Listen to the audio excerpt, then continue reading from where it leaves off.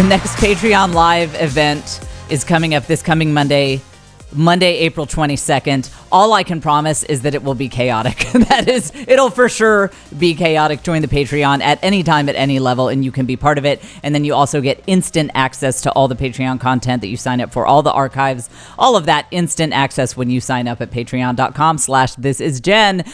And this link is in the show notes. Here's the topic of today's fine episode. If you complain about midlife, you are going to have a midlife. Listen, these people are like, half of my life is behind me. I have less than half of my life yet. How do you know you're not going to die tomorrow? Is God giving these people crystal balls that they know for sure that they are going to live to age 80? I don't know that. I don't know that at all. It's wild to me that people act like they know how long they're going to live. You might have hit midlife at age 22. You never know. Ew. The secret is that's a happy thought. Oh, okay. It is. Because look, I'm not trying to be depressing by saying you might die tomorrow. This is a happy thought. It's about saying, live in the moment the way that you are meant to live in the moment right now, and stop worrying about whether you have this amount of time left or that amount of time left, because you just don't know. And so the secret is to live each day fully and stop calculating where you are on your imaginary life timeline. This is why I never refer to midlife. I don't refer to myself as middle-aged. I don't know. I mean, I just had a blood clot that almost took me out. I might be at the end. I mean, we have really seen that recently. That was real touch and go there for a minute. But I'm serious. I don't mean that as a depressing thought. That's very Catholic of me. It's and very goth of me to find that not depressing. It's that memento mori. Like remember that you could die and it could happen at any second. It's very Catholic. But I think it should give you guys some peace to just stop worrying about it and be awesome at every season of life. And I think people tend to get stuck in the goals and the movements of one season of life. And then they feel like, I'm so old. I've got 36-year-olds telling me they're old because they're stuck in the mindset of a different season of life. If you are 22 and you're still going through the motions and acting and thinking like a 15-year-old, then yeah, you'll feel old at 22. If you're trying to hang out with high schoolers, one, you'll be in jail, but two, you'll feel like, oh, I'm the old guy. Well, you are the old guy at 22 if you're trying to be the cool freshman at the local high school. But compared to, if you're trying to live a normal life, have a family, have a job, well, then you're young. So whether you are young or old really depends on what kind of movements you're making, what your goals are, and what kind of impact you're trying to have on the world. And if you are trying to have the appropriate impact that is appropriate for your level of life experience, you will feel kind of ageless. It will make you feel ageless. Your goal should not be to feel young. Good grief. Who wants to feel young? Nobody listens to you when you're young. To me, that's a very distasteful goal. I don't want to look young. I don't want to seem young, but I also don't want to look like some old hag either. And that is very possible for me. I've said before, you should see the pictures that my husband posts of me on Instagram. Many of them have been deleted, but while they were up, people were like, is that the downstairs help at their house? Like, who is that old witch who's like on Jen's husband's Instagram? That can't be Jen. They have a redheaded old hag, like she's the maid or something. I mean, it's, and they're like, well, we'll pray for her hunchback. It seems like that woman is really having a hard time. So yeah, now all of my husband's photos of me on Instagram run through a few layers of approval and about 7 filters. So, whew. No, it is kind of funny. When I had the blood clot, I had my in memoriam picture picked out because I could not trust my husband to do it. Oh, can you imagine if I died?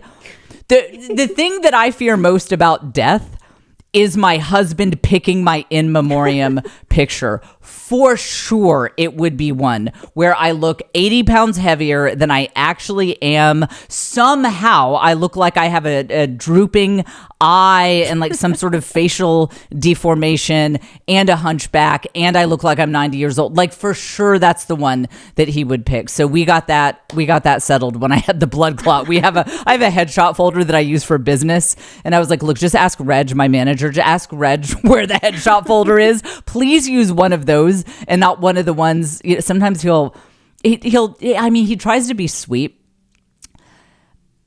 Like, Joe tries to be sweet. He'll be like, oh, you look so pretty today. And he'll get out his phone and snap a picture. And so he's very kind, but he's also impatient.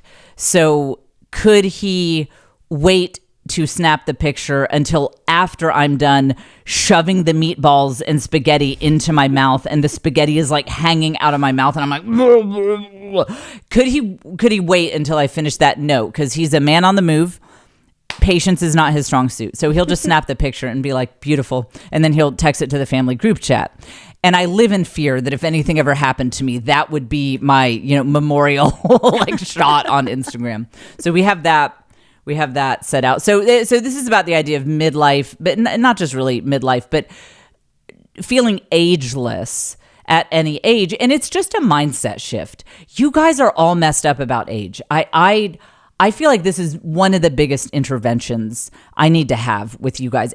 Everything you think about age, your age, aging, other people's age, it's all wrong. You can feel ageless if you guys will just stop with, the bad and wrong thinking about this. And I don't blame you. It's our society that puts these sort of ideas on you. So that is the main topic today. As usual, we get to the main topic in the second half of the show. In the first half, we talk about some intro topics. I got a bouncy castle this weekend. And I think in, 5 or 6 years, I will be recovered from it. I was on Instagram saying, oh, this is incredible. I don't even need to parent with a bouncy castle. These kids are bouncing all day long. That was wrong. It was very wrong.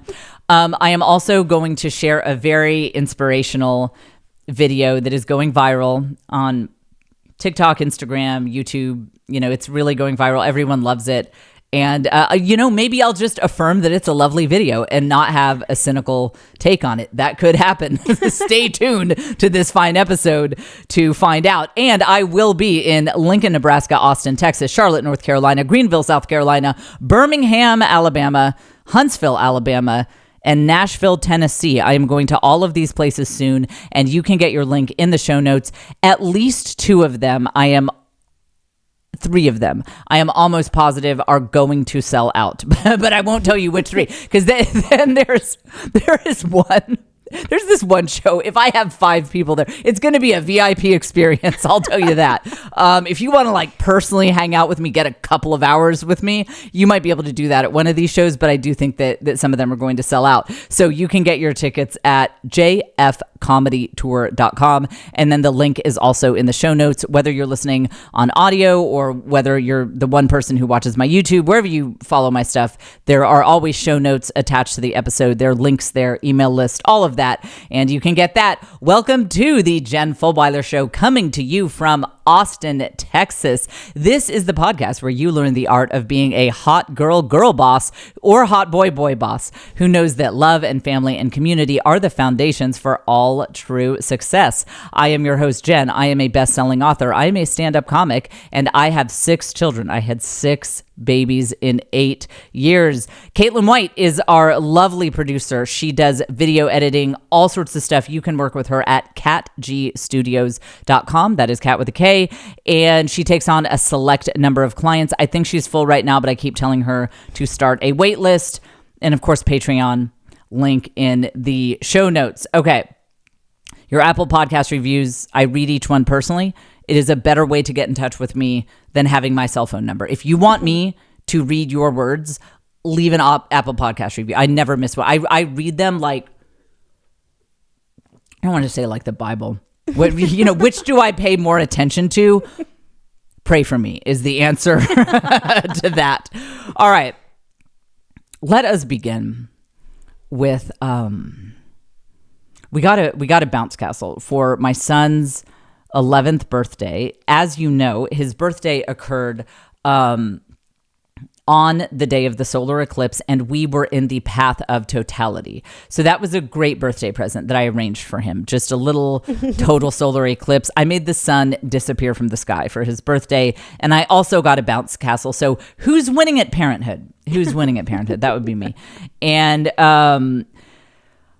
when it first arrived, they delivered it a day early. We ended up having this thing for 3 days. I was on Instagram stories, which is, by the way, where all of my lore happens. You guys have to follow me on Instagram and watch my stories. Man, I was like, this makes parenting so easy. It's so easy because the kids just bounce all the time. This is totally fine. I did not understand that this would turn into that scene from 2001 where the little ape men see the monolith. It's a black square, a rectangle. I'm sorry, it's been a while since I studied shapes.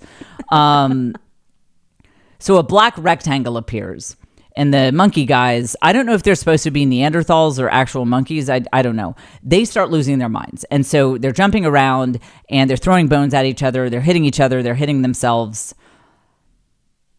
It just occurred to me, I don't understand that movie at all. Like, why did the rectangle drive them crazy? Have you seen it? Yeah, I might have seen that. Is it like, do rectangles drive everyone crazy? Is this just sort of a universal, like, I'd flip out too? I don't know. Okay, well, that was a tangent, but I couldn't, if someone were like, Jen, I will give you $50,000 if you can explain the plot of 2001 A Space Odyssey to me. Yeah, I mean, I'd be like, I don't know, some geometric shapes show up and drive everyone crazy, and at the end, this guy becomes a baby.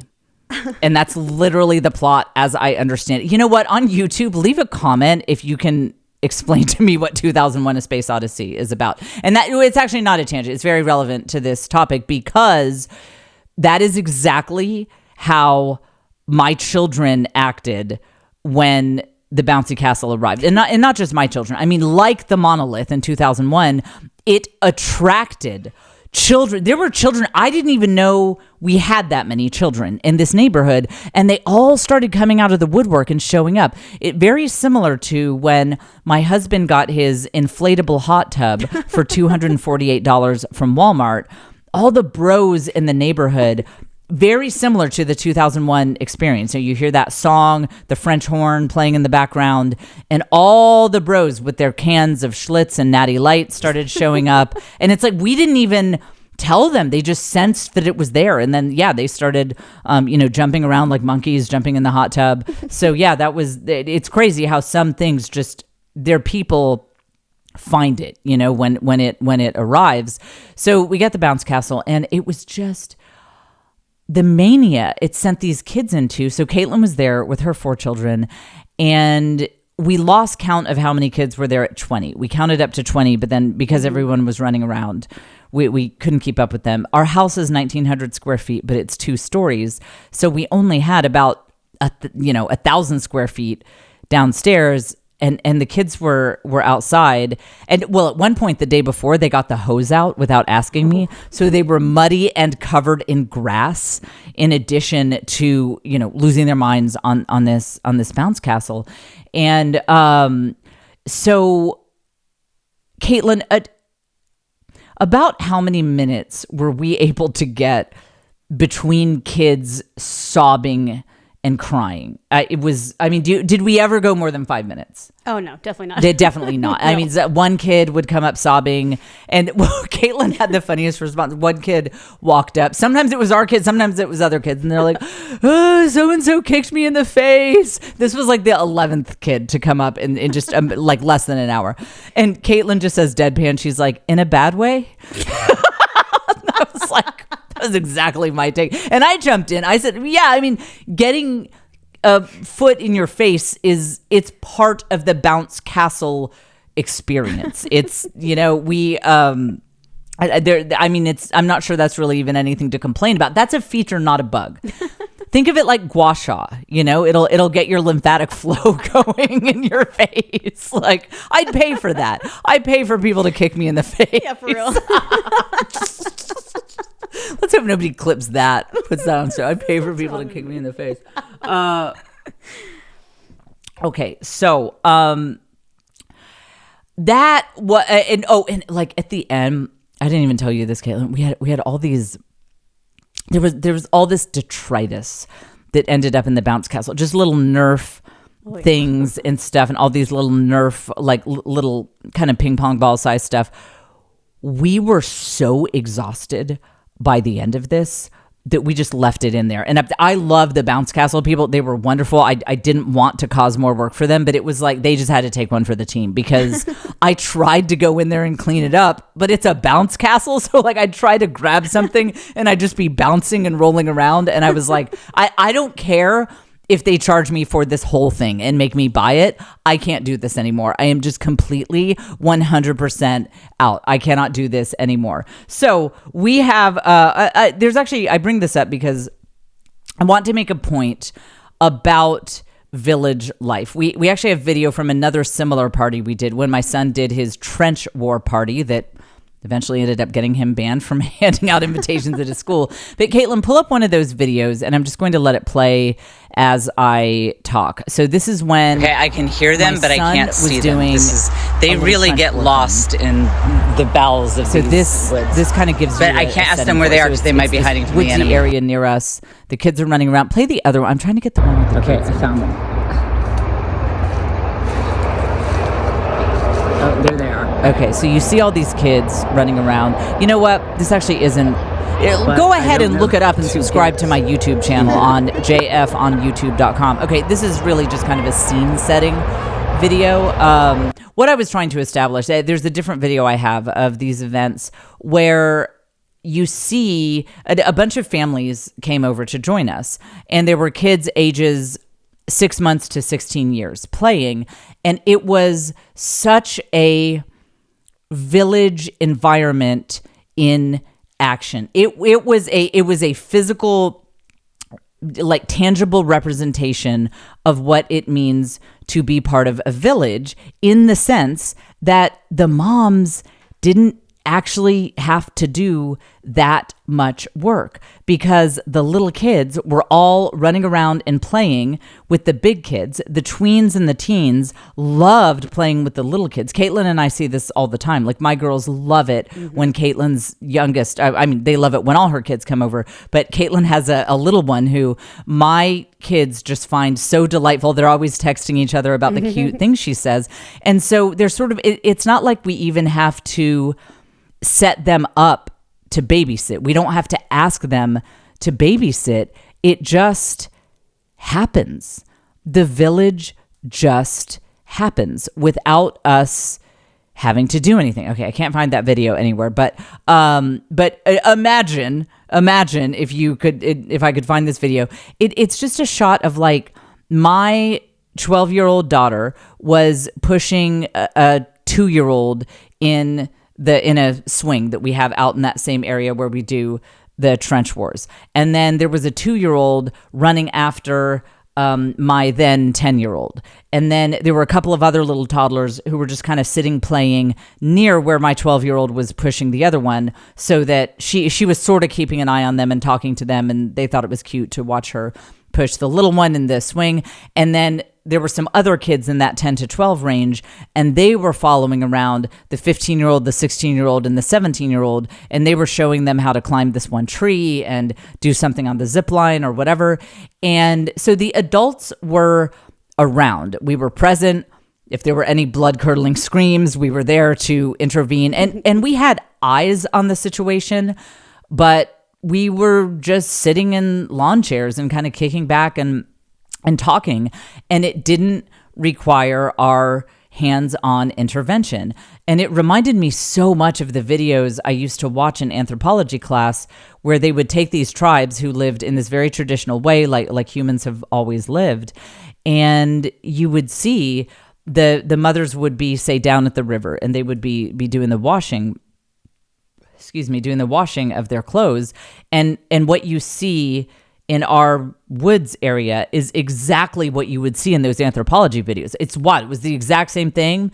It was the exact same thing, except everyone was clothed. That was like kind of the only difference is Caitlin and I weren't like, topless with just little thongs on. Like that'd have been a different kind of event, like we won't rule any that. Yeah, that was after a 6-pack. Like that happened later. There is not footage of that. Our tip jar was like full, though. It was great. We cleaned up on that one.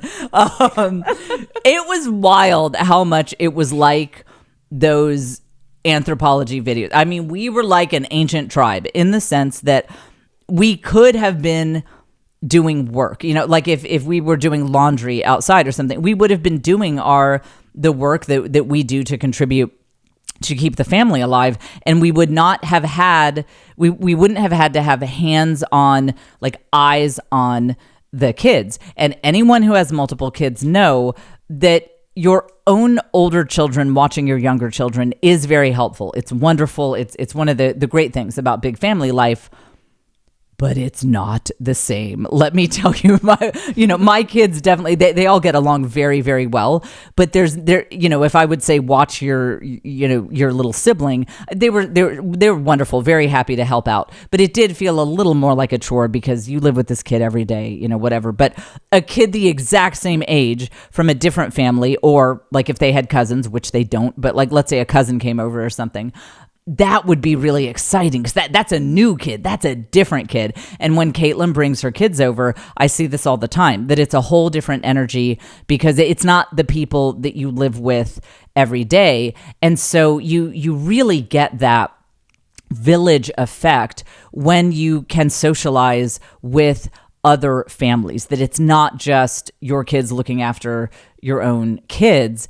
And I was just sitting in awe in watching this, and I thought of those of you who are right now with little kids. You're living a normal American, Canadian, Australian, whatever, English life, like Western life, basically. You're living a normal life, and you have these little kids, but you don't have a village. And so you're sitting there trying to sweep the floor. There's no one to help you. There's just these kids like getting under, you sweep together the pile of gross stuff. You turn your back to go get the dustpan. And by the time you've turned your back, the baby is like, has her hands in it and is scattering it around everywhere. And now the pet is involved in it. And it's just like, you just want to lose your mind. It's so exhausting. I was thinking about that the other day. Man, raising little kids without a support system is so exhausting. I remember when my kids were little, I would get to these points of exhaustion. Like I would look over at the Elmo doll and be like, why isn't he wearing pants? Like, is he flashing me? Like, what's going on? Because you get that tired. You're just like, I don't know what's going on anymore, That is what exhaustion does to you. It makes your brain go crazy directions. And it's really because you don't have a village. Imagine if the housework that you're trying to do each day, for those of you who are in this phase of life, imagine, let's say a lot of it was outdoors. You weren't stuck in your house. You're doing laundry or whatever. A lot of it's outside, and you have space. You have lots of space, and your kids are running around. And there are families around who are known to you. You trust them. Either they're blood relatives you've known all your life, or people you're very close to, not just random people that you hardly know. So these kids are over. Let's say you've got a bunch of girls, 16-year-old, 14-year-old, 17-year-old, and they're there hanging out too. Well, they would be naturally very interested in the little kids. And not that all girls are, but even my girls who are more like me, like kind of analytical, introverted, don't totally naturally gravitate towards kids, they can get into it. It's fun. When we got the whole thing going on and it's time to be outside, 100% of my daughters, and I got a few, they get into it. And again, I'm the same way. I do not naturally gravitate towards kids, babies, but you get into it when that's what's going on and the little kids are running around and it's very cute. So imagine the chores that you do in a typical day for those of you who have young children underfoot, and imagine being outside with space, and there are tons of older kids around to entertain your children. And you have eyes on them. You're glancing over there. You are aware of where they are, but you are not responsible for their minute-to-minute safety, activity, or mainly entertainment. You are not expected to entertain them. You are not the one keeping them out of things. And especially in a village environment, the kids who are tweens and teens and older, they have a lot of experience with little kids. So they can actually be pretty relied upon to keep the kids safe and to know what's going on. They're pretty good babysitters. So imagine how much easier that would be psychologically. Imagine how much less close you would be to turning into the Joker every day. I used to feel really bad all the time because I would end up snapping a couple times a day. And I would yell and I'd be in a bad mood and I'd slamming cabinets and stuff like that. And I thought I was a bad person. Like a lot of people, we just naturally go to like, well, I'm a horrible human being and that's why. Well, what's interesting is I don't do that anymore. I never do that. I never snap. I never yell. I don't slam cabinets and doors anymore. But I just sort of didn't realize at the time I was just pushed to my limit. It's not normal. It's not natural to be actively hands-on taking care of and keeping safe and entertaining little kids for all of your waking hours. It is astoundingly unnatural. The natural thing is to know where they are. You're aware of where they are, but it's someone else who you trust and who you know very well is monitoring them. So all of this is to say, if you're in the trenches and you feel like you're a horrible person because you're exhausted and you're in a bad mood all the time, and you see these moms on Instagram, they're going on the nature hikes and they have hobbies and they have activities and they're doing all this stuff, and you're like, well, I can't do that. I just cannot do this. Well, first of all, they're probably lying. They're probably frauds, but they probably have more help than you realize, or they're on drugs or something. I mean, there's no way that they're just like not exhausted like you are. So if you feel like you're just totally wiped out all the time, yeah, you don't have a village. And again, I don't say that to be discouraging. As always, I say it to be encouraging, because when you realize the problem is not you, that frees you up with a little joy and optimism to maybe find some creative solutions. But it starts with realizing, no, you're not a horrible person. You probably don't have an anger management issue. I thought I might. I thought I had an anger management issue back in the day. Turns out I have no village syndrome. That's what it was. I just had no village. So I think it's very freeing to realize that the problem isn't you. And a final word on the bouncy castle. I do want to say that I learned a pretty cool move. If you guys want to study it, I'm going to play this video here in a second. JF on YouTube.com. This is actually something I trained with an Olympic gold medalist for 7 years to learn how to do this move down a bouncy castle slide. It was a lot of work. It took a lot of dedication. I took an ice bath every morning to prepare myself to be able to do this move. And I'd like to show it to you now. Maybe you can study it for next time you have a bouncy castle. All right, watch. I'm going to do a special,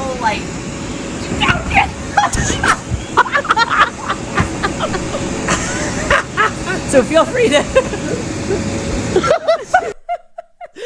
to play that back in slow motion, so that you can study it and learn from the master here. You guys know I do intermittent sobriety, and I'll let you take a guess as to whether I'm in a sober phase or not. I'll just let you take a guess as to whether alcohol was involved with that video. Well, with what I went through with that bouncy castle, I mean, it could have been a lot more than alcohol. If I had access to intravenous Valium, I would have done that. I mean, I can't believe I survived. Honestly, that was a hectic day. I'm not an organized person. Also, I mean, we didn't sing happy birthday. We did on his birthday. I will say on my son's actual birthday, you guys saw last week that I made the eclipse cake. Oh, wait, Caitlin, I'm going to airdrop you. Yeah, you know what I'm going to, okay.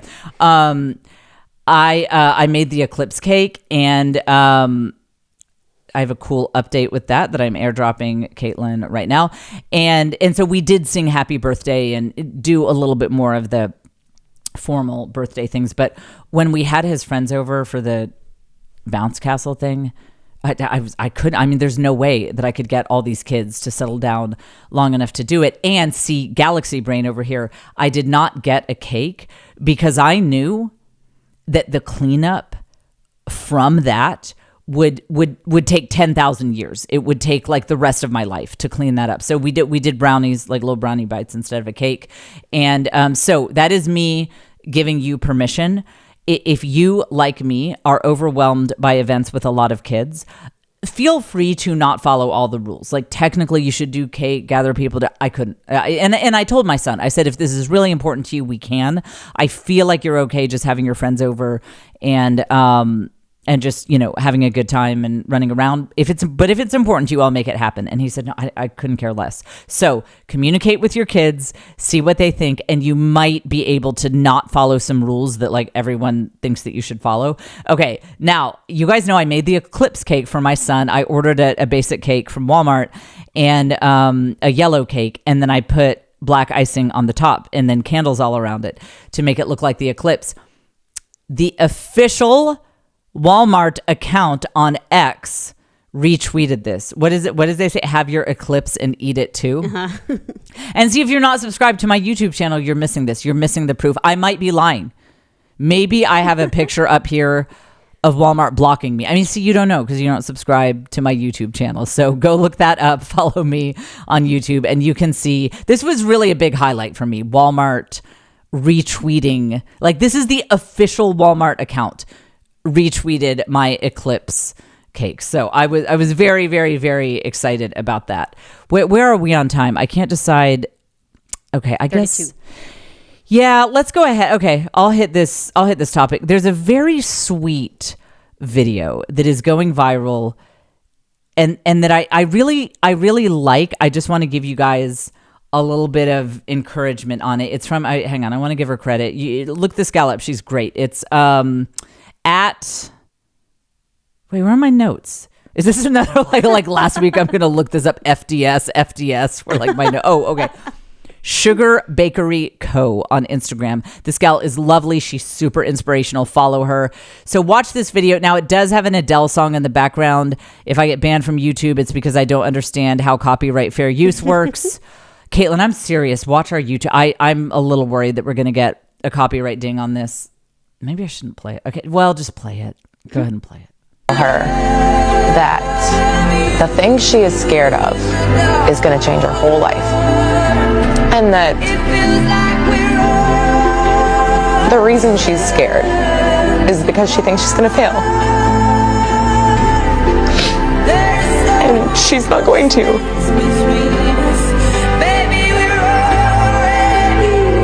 Cut it off before my channel gets shut down because of that Adele song.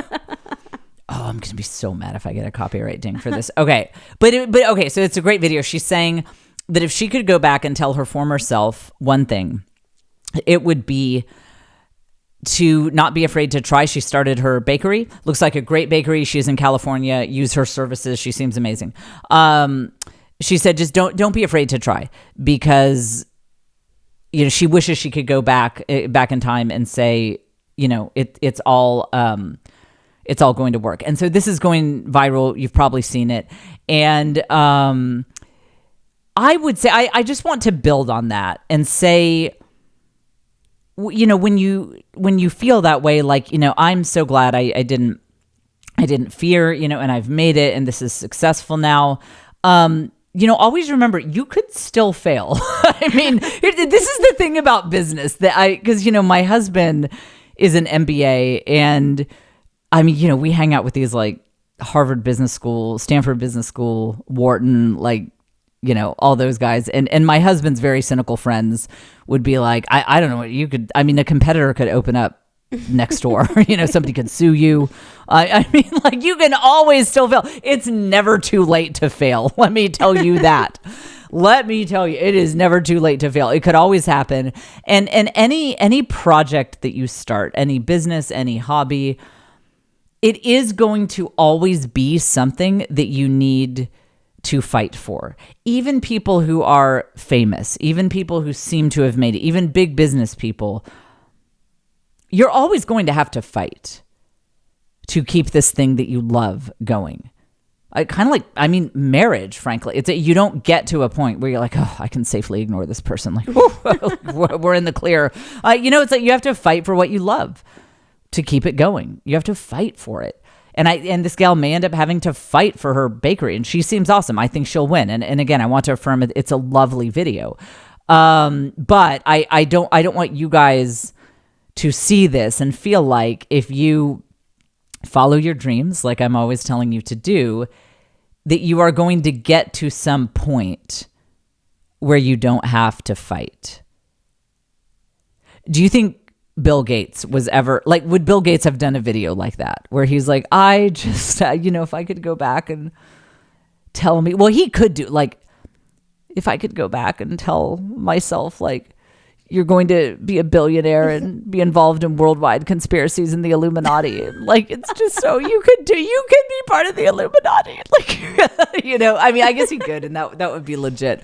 But Lord, no, the richest people I know, and you guys know I am rich adjacent. I know some rich people. Mm-hmm. I mean, rich people. And so yeah, when I think about them and like the things that they start that are outrageously successful, they fight every day. They have to fight every day because frankly, the more successful you are, the more people come after it. Think about like how many lawsuits was Bill Gates probably dealing with at any point in his tenure as head of Microsoft. Gazillions. And like Michael Jordan has talked about this, that when he was at the height of his success, it was like management was messing with him. People, brands were trying to tell him what he could and couldn't do. There's not a point where you're just in the promised land and then it gets easy. And I want to, this whole podcast is me saying things that sound discouraging, but it's like, you could die tomorrow. You have no village and nothing you do is ever going to be easy, even if you succeed. Listen, this is all positive stuff. This is all encouraging. I'm not trying to be discouraging. This is the episode where you have to understand that when you just look at the landscape accurately, it will give you peace and freedom and joy. You'll always have to fight to keep whatever it is you have started going. And that's why it's so important not to do things with your life that other people are pushing you to do. Like it's just what your parents, what you wanted you to do, or what you feel like you should do, because you will have to struggle to keep it going. And so it better be a struggle that you love. And that's why I think this bakery gal, Sugar Bakery Co. on Instagram, I think she'll be great because she obviously loves what she's doing. I think she will have fights in her future to keep the business booming, but I think it'll be fine because she loves the struggle. But especially if you're doing anything entrepreneurial, anything that doesn't involve just like getting a paycheck from a boss, but even that is sort of the same landscape, but especially anything that is independent or even just building a family, staying home with kids, anything where you sort of have to self-motivate, like it's on you to keep this thing going. You better choose something that you love, because there's not a point where you get to stop fighting. Resistance is always going to be rising up against you. And again, the more successful you are, the more you attract jealousy, the more you attract competitors, the more you attract haters, just people who are, coming after you for no reason. So I also say that so that you don't feel encouraged if you follow the sage advice on this podcast and find your blue flame and go do it and make something of it. And, let's say you're 10 years in, and it's good. It's working. It's making money because you listen to Jen's advice, because you listen to this podcast. So you're like, I'm a hot girl boss. But I don't want you to feel like you did something wrong if it's still a fight, even when it works, because it will always be a fight.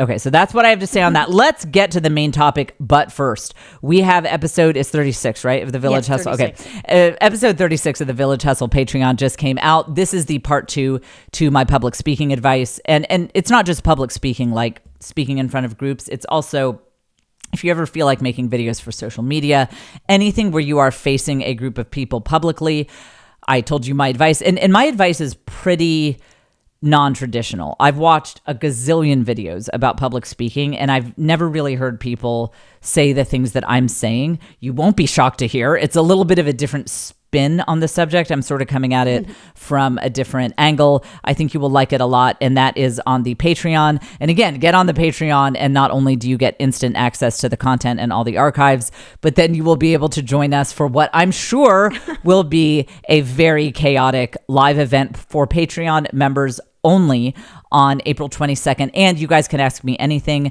I will be monitoring comments. We'll have the little notes thing. If it works, I mean, we, had plenty of problems last time. If it works, the goal is for you guys to be able to ask me questions. I'll answer anything. And I'm willing to go into a little more off the record territory, since this is for Patreon, and I ask people not to repeat what we talk about there. So join the Patreon. Link is in the show notes. All right. Let's talk about you guys and how you perceive age. So I think we have established no more of this.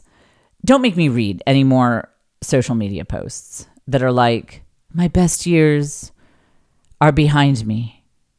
How do you know? Caitlin, who is giving these people a crystal ball that they know what is happening in their future? What if someone, gives you a Ferrari? What if you win the lottery? What if you, I don't know, end up in the coolest house anyone has ever lived in? How do you know the best years are behind you? It just sort of depends on what your goal is. If let's say you played football in high school and you did really well at it, you were the star quarterback, you were written up in the newspaper.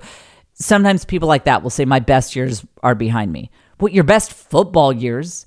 And that's not nothing. I know that's hard for when one dream, you age out of one dream. Sure, that's legit. That's hard. But there are other dreams. There are other ways to serve and to love. And I think any activity that we are meant to do, whether it's sports, hobby, just all of this stuff falls under the umbrella of Blue Flame. Anything that we're meant to do, like to use that blue flame, so to speak, it's all about love. Whether you're a knitter or whether you're a linebacker, it's all about sharing your love language with the world.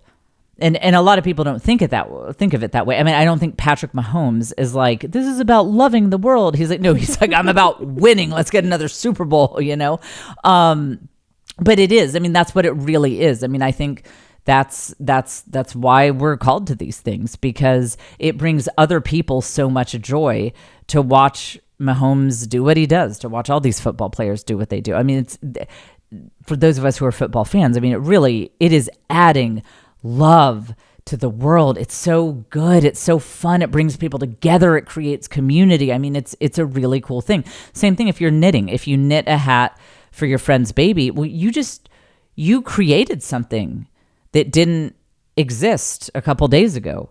That's one of the ways that we're made in the image of God. Only God creates, and only the creatures made in his image create. And it's an act of love. Love is always generative. Love always means creating. And so it just doesn't matter how old you are. There's always a goal for you that you can have that is a way that you were meant to share love with the world right now. So my grandfather was an engineer, very good at it. That's how he ended up living in Mexico, Aruba, Colombia for so many years. And so he was sent to set up refineries down there.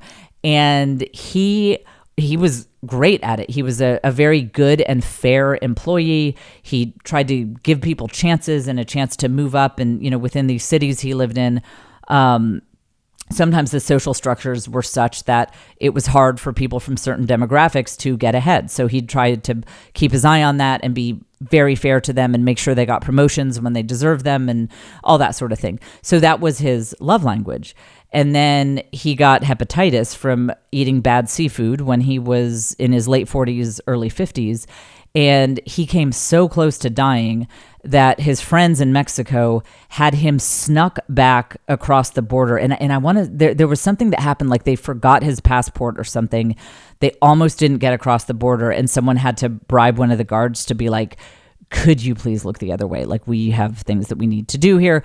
And it's harder to get bodies across the border than it is to get people across the border. So his friends only brought him back to Texas so that he could die. But he lived, and he ended up living to age 100. Speaking of, you guys just never know what's going to happen in life. By the way, he also had a massive heart attack in his 40s. Not one person would have guessed that man would live to age 100. He was a 2-pack-a-day smoker until he had that heart attack. Crazy. Okay, so point is, because that hepatitis was so devastating, he could never work again at age 50. And he had been one of those people who planned to work until he was 70, but he had to retire, and they had to leave Colombia, and it was a sad thing for him. And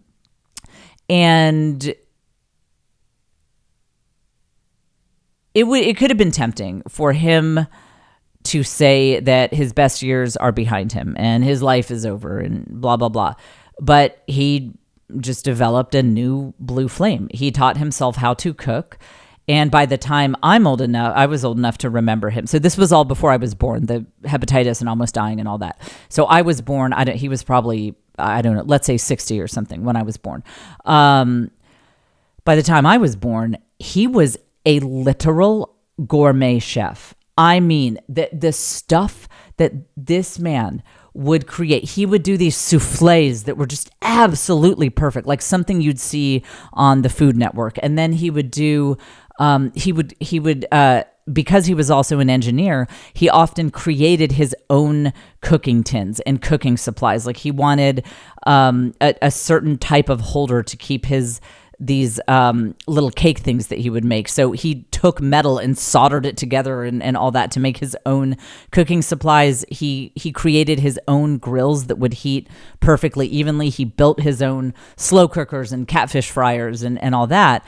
And he filled the world with so much love through that. People were just attracted to his house because we all wanted to eat his food. Even at the height of my goth teenage cynicism, I always loved going to Papa's house for dinner because, man, there was going to be some food. And we loved hearing the stories behind it. He would tell us stories like, my Mexican friends always cooked this type of beef this way, but there were some Italians who had been brought in to work on this refinery with me, and they got together with our Mexican friends, and so it was me and the Italians and the Mexicans, and I brought my Texan flavors to it, and we created the perfect roast based on all of our different heritage. And so he would weave in these great family stories or how our ancestors came over on covered wagon to Texas in the 1850s, and these were the kind of foods that they brought with them or whatever.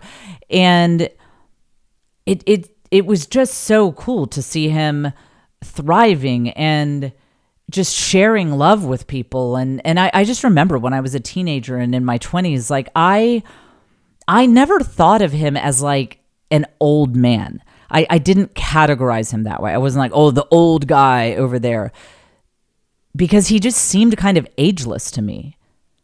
I didn't think my grandfather was young, but I didn't write him off as this, kind of socially irrelevant person who's just an elderly, like, that's the old man. Again, even when I was a very cynical teenager who was rebelling against everything, he still seemed just kind of ageless to me. When you are adding value to the world and adding love to the world in the way that you are meant to right now, not the way you were meant to 20 years ago, but the way you were meant to right now, you will take on an ageless quality. And it makes sense too, because people they tend to get hung up on what number age they are and forget that it's all relative. I've said before, okay, if you're 32, are you young or are you old? Well, what are we talking for what? If you are trying to be president of the United States, you are very young. If you are trying to be CEO of a Fortune 500 company, you are very young. If you are trying to join the freshman high school soccer team, you're very old. You're weirdly old. You are ancient. You are you need to get it together. If you're trying to be the hot guy or the hot girl at the club, who's, having a lot to drink and getting torn up at the club downtown, you're very old. You are very, very old to be doing that. At the dance club that the 18-year-olds go to. Again, it's weird if you're, doing that. If you want to cover yourself in glitter and go to a rave to see a DJ, that's an ageless activity. You can do that when you're 50. But it is, okay, if that's the main thing you're spending your time and money doing, going to Ibiza to see DJs, 32's getting a little old for that. But it's very, very young for other things. And so you sit around and you're like, I'm old. Are you for what? You're old for what? It just depends on what you want to do. My grandfather old for cooking when he was 52? I don't know. It was just what he was meant to do at that point in his life, so he did it. Here's the key insight, that this is the paradigm shifting insight, that if you only take one thing away from this subject, I want it to be this. This is the moment that makes us wonder how this podcast is free sound effect. Okay. In every phase of life, you have different types of social currency. By currency, I mean it's just kind of the ways that you can attract people's attention and respect and add value to your community. And of course, we all should be accepted for whatever we want to do at all times. But let's face it, I mean, there are certain things that different people can do to attract attention and respect, and I call that social currency. So to give you an example, when I worked in high tech, when I was in my 20s, I was always very conscious about being a female in a male-dominated environment. I worked hard to be the best. I made sure I got respect, just respect, period. I didn't play little flirty games or stuff like that. But I definitely saw some girls that work there. There was a little bit of game playing, and the extent to which I ever engaged in it was I was in my early 20s, and so if I messed stuff up, there was a little bit of that, oh, tee-hee-hee, I don't know anything, oh my gosh, and it was charming and cute. I worked to be good looking. I worked to be in that kind of hot girl, set. I played the game. I played the game. And so that it worked. Frankly, it worked. That, oh my gosh, guys, I didn't play dumb. I want to be clear. I did not play dumb. I was a programmer. That would have been very weird.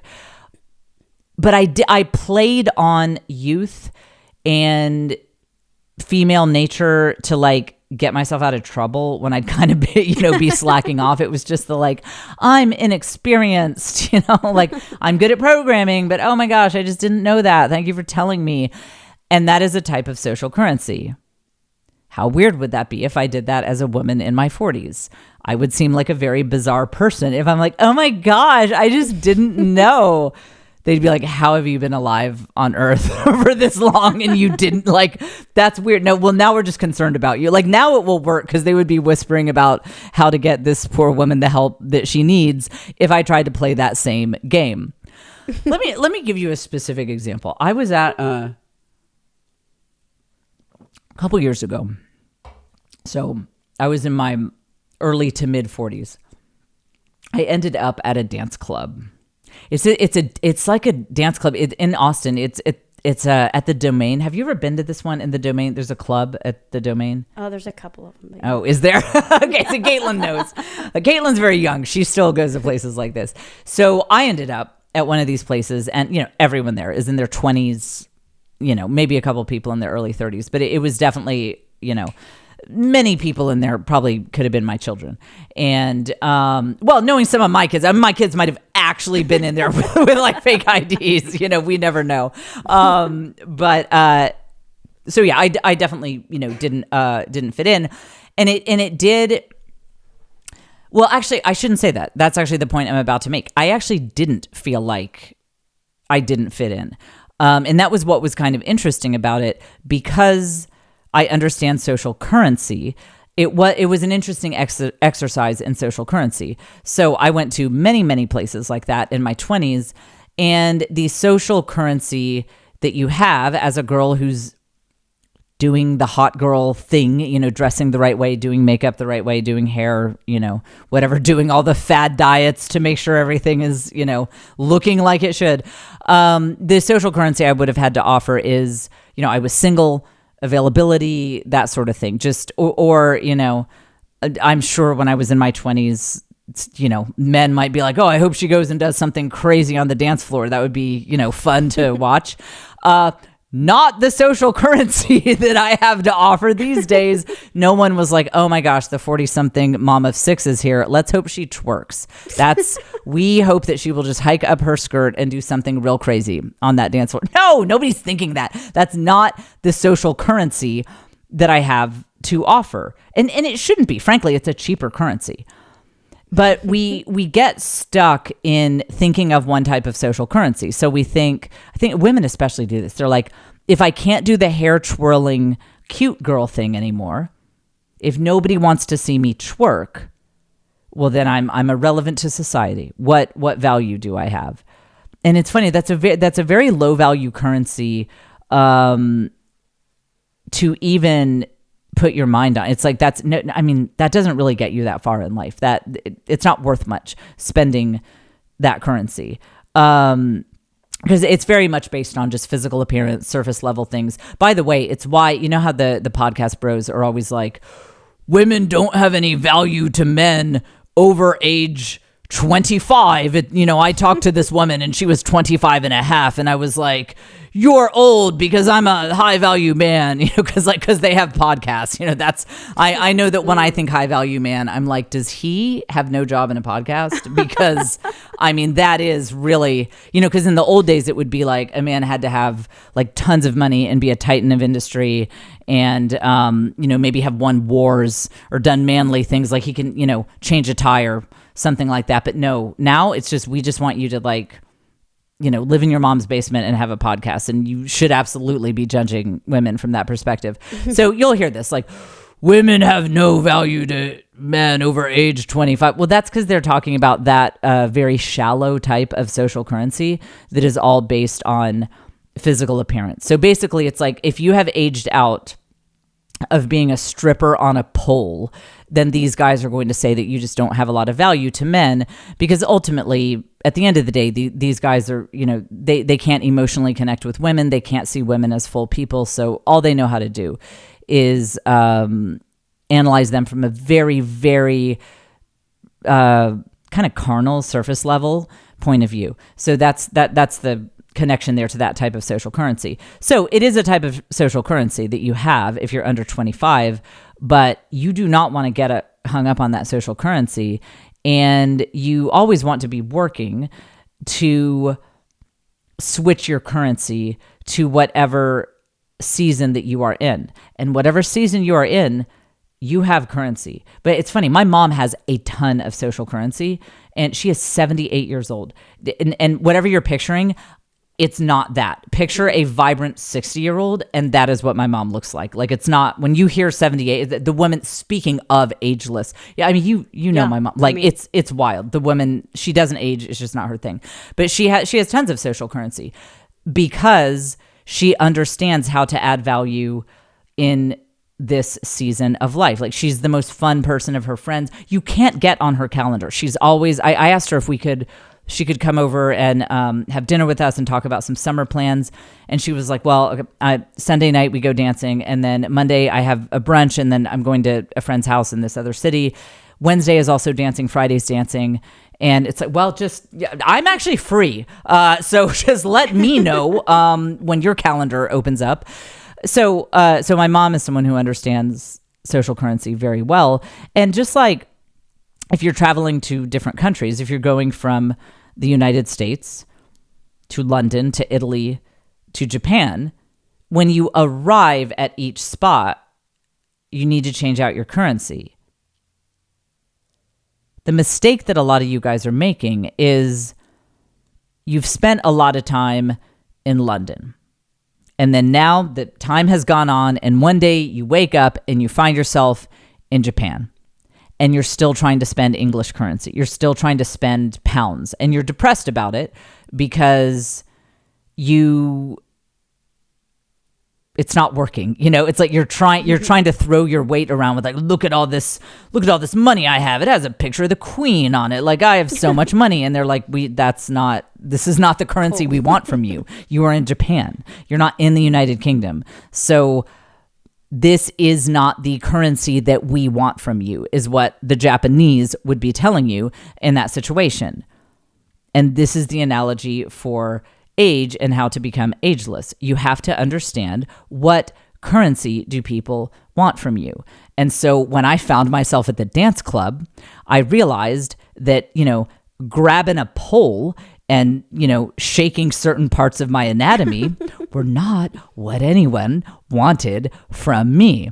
Instead, like, I dressed in a way that was almost businesslike, and I tried to look good. I did makeup. My hair and makeup were actually about what it is on this podcast episode, which you would know if you're watching it on YouTube. It's pretty similar, but I had on a blazer and some heels.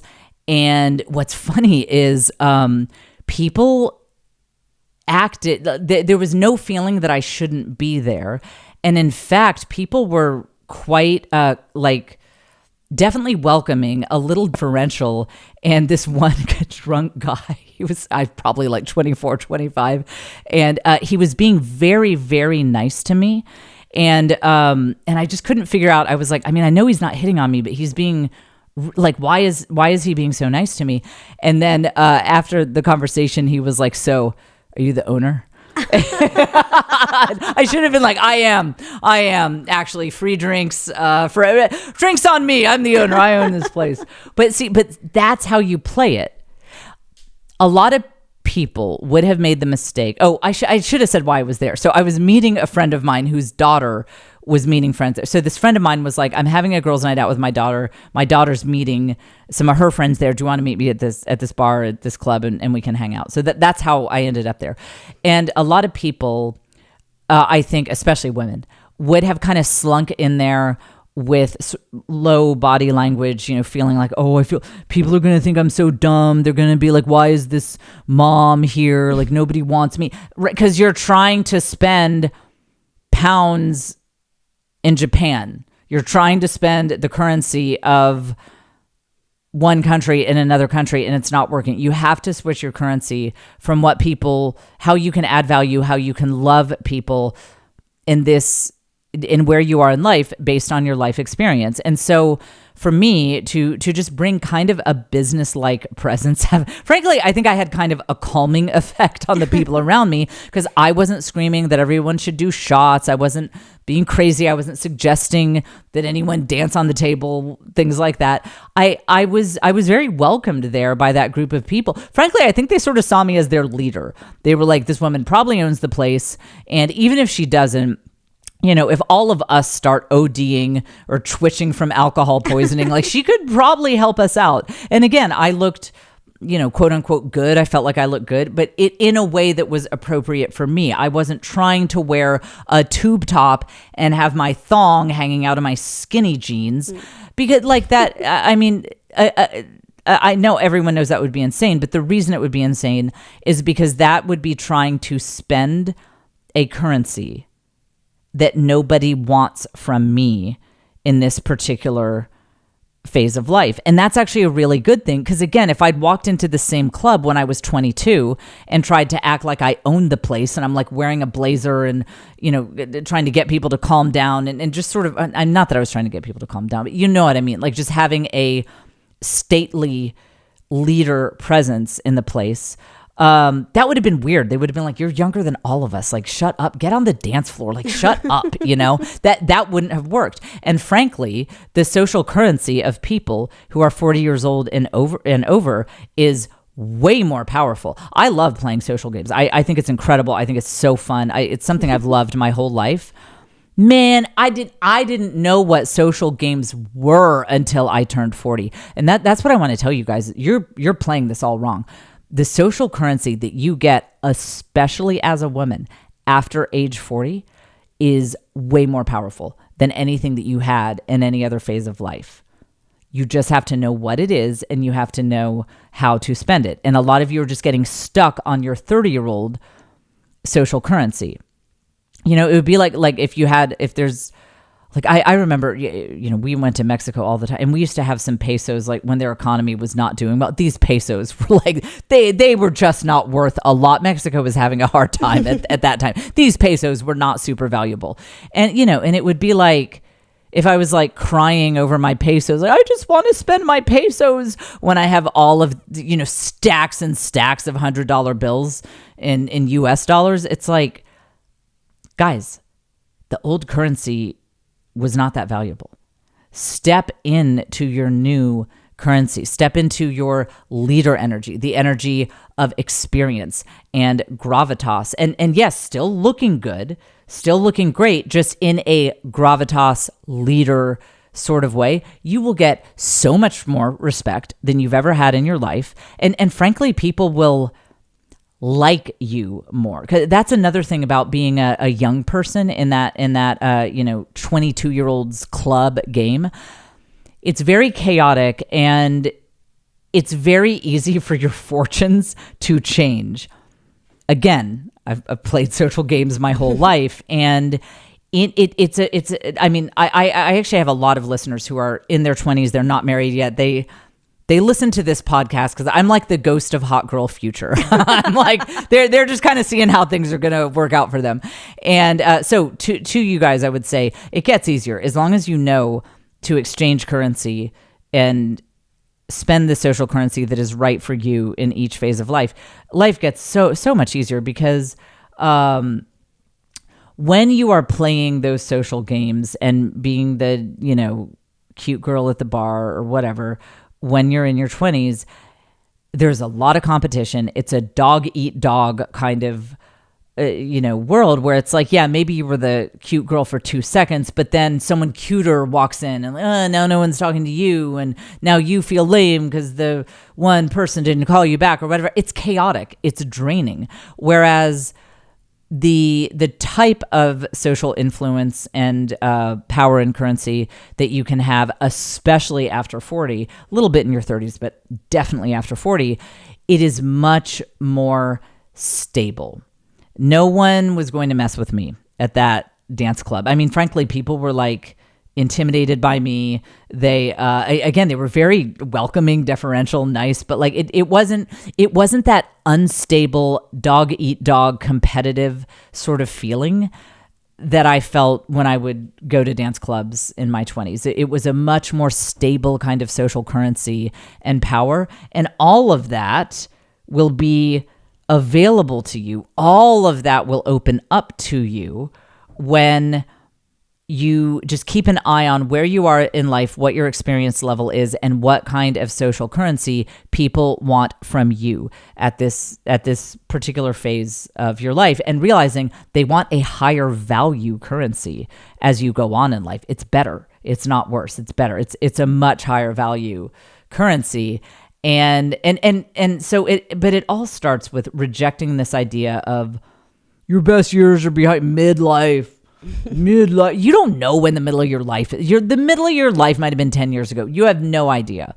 So just let it go and spend that social currency. Love the way that you are meant to love.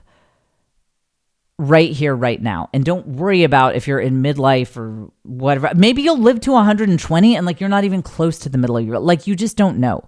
You have no idea what is going to happen in your future. And frankly, it will probably be a lot better than you think. Your future will probably be better than you think. And so there's no point in stressing out about, your best years are behind you. Embrace where you are right now. Don't worry about where you are on the life timeline because you dang sure don't know. You don't know what's coming in your future. And love the world the way you're meant to love the world, wherever you are in life. And you'll find that instantly, poof, you seem ageless. All right, another episode that we're going to keep exploring how this podcast is free. We can't figure it out. We're going to get our best men on this subject. Join the Patreon. You can be part of our very chaotic live next week. And we will be back with you next week here on the Jen Fulwiler Show.